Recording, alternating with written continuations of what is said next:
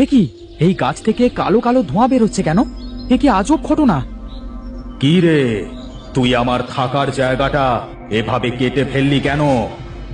ওরে বাবা রে, এ যে দেখি কালো দৈত্য! বাঁচাও, আমাকে বাঁচাও! কে কোথায় আছো, বাঁচাও! কে বাঁচাবে তোকে? হ্যাঁ, আমার থাকবার জায়গাটা তুই এভাবে কেটে ফেলেছিস, আর আমি কি তোকে ছেড়ে দেব নাকি?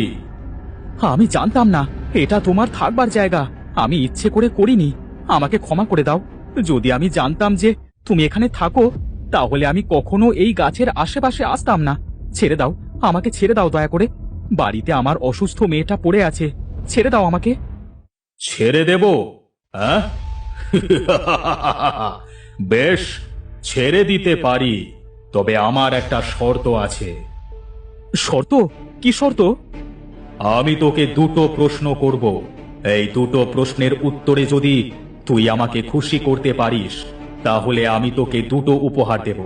আর যদি ভুল উত্তর দিস, তাহলে শাস্তি পাবি।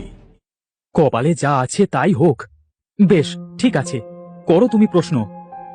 বেশ, তাহলে আমার প্রথম প্রশ্ন হচ্ছে, এমন কি আছে যা শহরের মধ্য দিয়ে যায়, পাহাড়ের মধ্য দিয়ে যায়, জঙ্গলের মধ্য দিয়েও যায়, কিন্তু নড়তে পারে না? এ আবার কেমন প্রশ্ন? এ তো বড়ই কঠিন।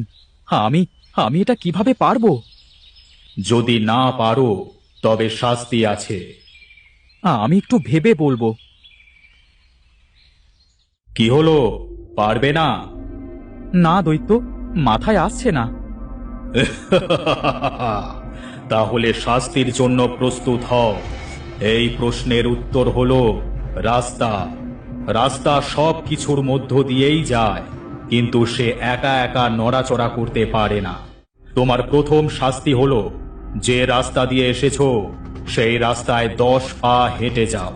10 পা হেঁটে যাওয়ার পর তুমি দেখবে একটি কালো বাছুর সেখানেই অপেক্ষা করছে। তাকে নিয়ে এসো। আচ্ছা, বেশ।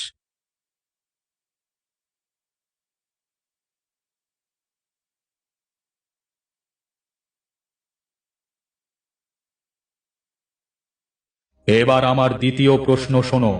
আমার দ্বিতীয় প্রশ্ন হলো, এমন কি আছে যেটা শুধুমাত্র ওপরের দিকেই ওঠে, নিচের দিকে কখনোই নামে না? এমন কি জিনিস আছে যেটা কখনো নিচে নামে না, শুধু ওপরের দিকেই ওঠে? কি হলো, এবারের প্রশ্নের উত্তরটা পারলে না তো? পেয়েছি, পেয়েছি। এমন এক জিনিস যেটা শুধুমাত্র ওপরে ওঠে, কখনো নিচে নামে না, আর তা হলো বয়স। মানুষ হোক কিংবা অন্য কোনো প্রাণী, তাদের বয়স একবার ওপরে উঠলে আর কখনো নিচে নামে না। বেশ, একটি সঠিক উত্তর দিয়েছ। তাহলে আমার কথা অনুযায়ী তুমি একটি পুরস্কার পাবে। যে পথ দিয়ে এসেছো সেই পথ দিয়ে 10 পা পিছিয়ে গেলে দেখবে একটি ছোট্ট সাদা বাছুর তোমার জন্য অপেক্ষা করছে। সেটাকেও নিয়ে এসো।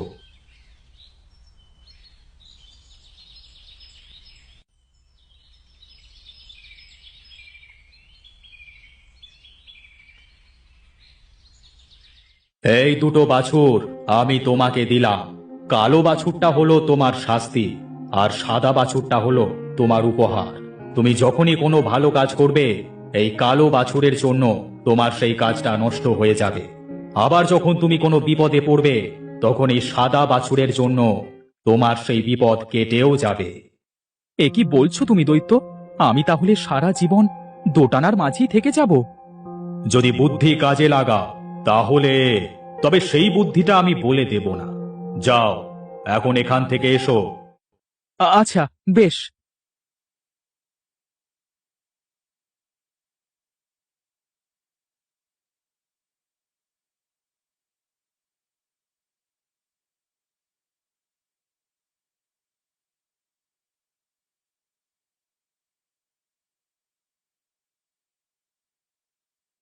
কি রে মা, তোর জ্বর কমলো? একটু সুস্থ লাগছে? হ্যাঁ বাবা, আমার জ্বরটা অনেকটাই কমে গেছে। তুমি কিছু খাবে না বাবা? না রে মা, খিদে নেই। কি হয়েছে বাবা, তোমার মুখটা অত শুকনো কেন লাগছে? খুব বড় বিপদে পড়েছি, কিভাবে এর থেকে মুক্তি পাবো তা বুঝতে পারছি না। কি বিপদ? কি হয়েছে বাবা? শোনো তবে। তুমি এত চিন্তা করো না বাবা, সময় আসুক কি করা যাবে সেসব পরে চিন্তা করব। তুমি যে ওই দৈত্যর থেকে বেঁচে ফিরে এসেছো, এটাই তো অনেক। আর চিন্তা না করে যাও তো, খেতে যাও। আচ্ছা, বেশ।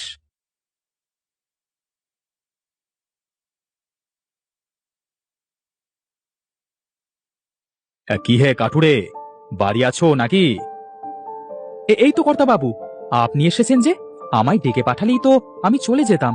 আপনি আবার কষ্ট করে আসতে গেলেন কেন? আসুন আসুন। শোনো, আমার মেয়ের বিয়ে সামনের সপ্তাহে। রান্নার জন্য পর্যাপ্ত পরিমাণে কাঠ দরকার। বিয়ের সমস্ত আয়োজনে যত কাঠ প্রয়োজন সব তুমি দেবে কিন্তু। এবার বুঝলে? ও মা, সে তো বিশাল আয়োজন। আপনার মেয়ে বলে কথা, আপনি একদম চিন্তা করবেন না কর্তামশাই। আমি সব কাঠ জোগাড় করে বিয়ের আগেই দিয়ে আসব। বেশ, এই নাও 50 মোহর। এটা হলো অগ্রিম। কাজ শেষ হবার পর আরো 50 মোহর পাবে। আচ্ছা কর্তা বাবু। এই দেখে যা মা, এইসব হলো দৈত্যর দেওয়া বাছুরের কামাল।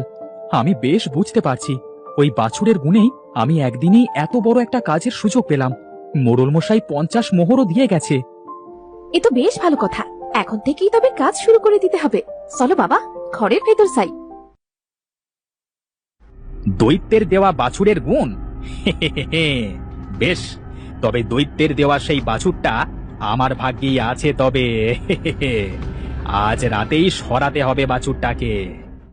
এত বড় একটা কাজ, তোমার মুখটা এমন শুকিয়ে গেছে কেন বাবা? একটু আগেই তো কত খুশি ছিলে। আর বলিস না রে মা, আমি তো খুশিতে কালো বাছুরটার কথা ভুলেই গিয়েছিলাম। দৈত্য বলেছিল সাদা বাছুরটার গুণে যেমন আমার সাথে ভালো কিছু ঘটবে, কালো বাছুরটার গুণে তেমনই খারাপ কিছু আমার সাথে সাথেই চলবে। তার মানে কোনো একটা ক্ষতি এবার নিশ্চয়ই হবে। উপরওয়ালা যা করবে তা ভালোর জন্যই করবে, তুমি চিন্তা করো না বাবা। কাজটা না হাত ফসকে চলে যায়, সেটাই ভাবছি।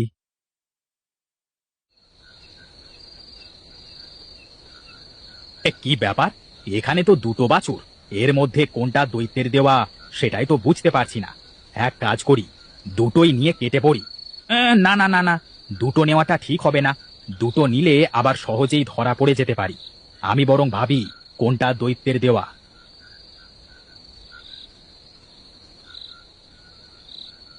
দেখে তো মনে হচ্ছে এই কালোটাই দৈত্যের দেওয়া, কারণ সে তো আর কখনো সুন্দর কিছু দিতে পারবে না। নিশ্চয়ই এই কালো কুৎসিত ছোট বাছুরটাই দৈত্য দিয়েছে। তা হোক, এটাই বরং নিয়ে যাই। এটা নিয়ে এখনই গ্রাম ছাড়তে হবে। পাহাড়ের পথ দিয়ে তাড়াতাড়ি চলে যাওয়া যাবে পাশের গ্রামে।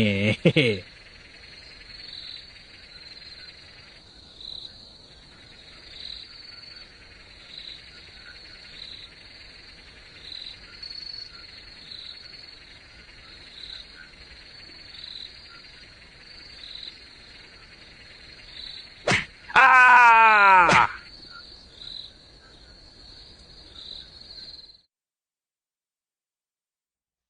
কালো বাছুরটা কোথায় গায়েব হয়ে গেল? কোনোভাবে ছুটে পালিয়ে গেল না তো গোয়াল থেকে?